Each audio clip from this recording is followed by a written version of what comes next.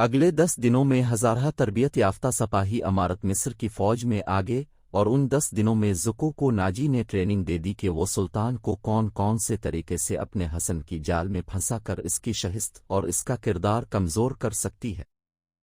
ناجی کے ہم راز دوستوں نے جب زکو کو دیکھا تو انہوں نے کہا کہ مصر کے فرعون بھی اس لڑکی کو دیکھ لیتے تو وہ ہدئی کے وعدے سے دستبردار ہو جاتے۔ ناجی کا جاسوسی کا اپنا نظام تھا، بہت تیز اور دلیر۔ وہ معلوم کر چکا تھا کہ علی بن سفیان سلطان کا خاص مشیر ہے، اور عرب کا معنی ایوا سراغ رساں۔ اس نے علی کے پیچھے اپنے جاسوس چھوڑ دیے تھے اور علی کو قتل کرنے کا منصوبہ بھی تیار کیا تھا۔ زکو کو ناجی نے سلطان صلاح الدین ایوبی کو اپنے جال میں پھنسانے کے لیے تیار کیا تھا، لیکن وہ محسوس نہیں کر سکا کہ مراکش کی رہنے والی یہ لڑکی خود اس کے اپنے اعصاب پر سوار ہو گئی ہے۔ وہ صرف شکل و صورت ہی کی دلکش نے تھی، اس کی باتوں میں ایسا جادو تھا کہ ناجی اس کو اپنے پاس بٹھا کر باتیں ہی کیا کرتا تھا۔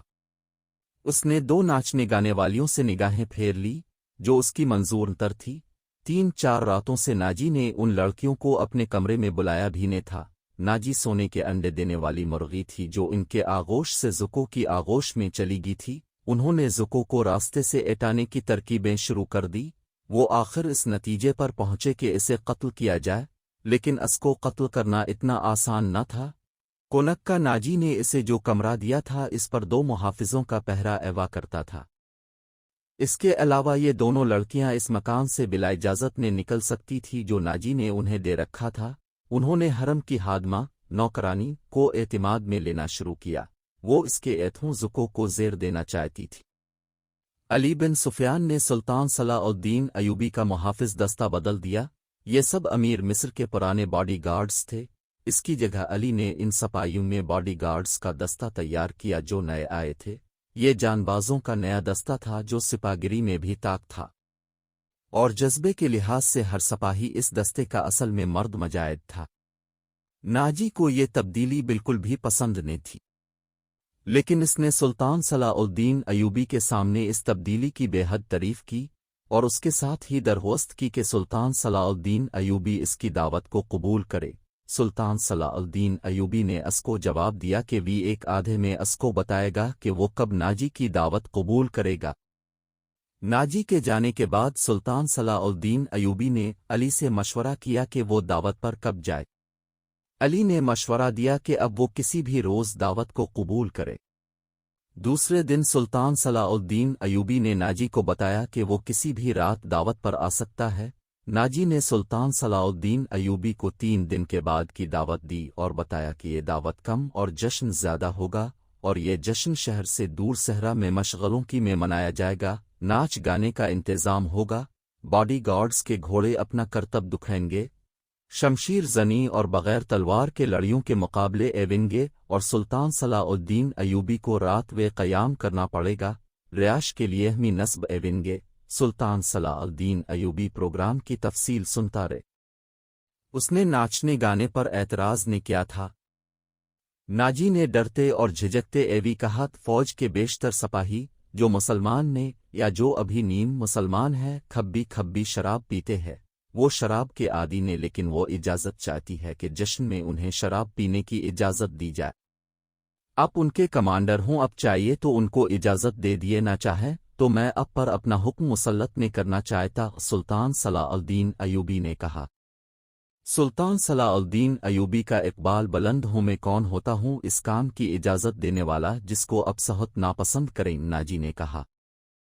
انہیں اجازت دے دیں کہ جشن کی رات نگامہ ارا اور بدکاری کے سوا سب کچھ کر سکتے ہیں۔ اگر شراب پی کر کسی نے ایلا گلہ کیا تو اس کو سخت سزا دی جائے گی، سلطان صلاح الدین ایوبی نے کہا۔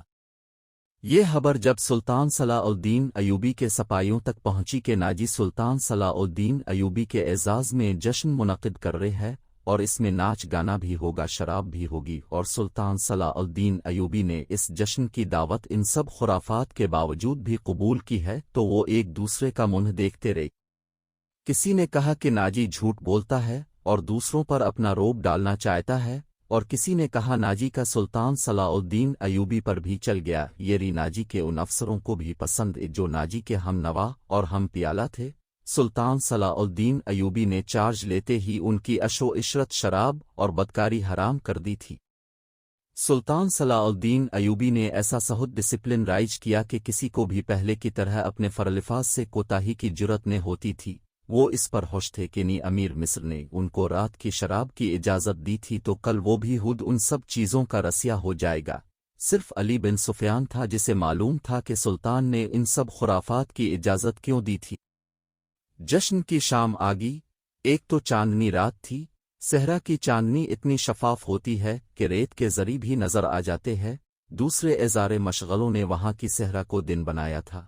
बॉडीगार्ड्स का एजूम था जो एक विस्ग मैदान के गिर्द दीवारों की तरह खड़ा था।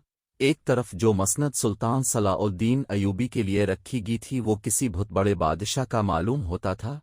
इसके दाबा बड़े मेहमानों के लिए नशिस्त रखी गई थी। इस वसी व अरीज तुमिशगा से थोड़ी दूर मेहमानों के लिए निहायत हो बसूरत में नस्ब थे।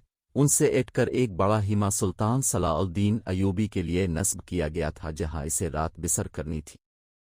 अली बिन सुफियान ने सुबह सूरज गुरूब होने से पहले वहां जाकर मुहाफिज खड़े कर दिए थे।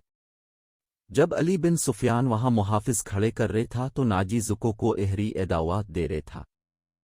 इस शाम जुको का हसन कुछ ज्यादा ही निखर आया था।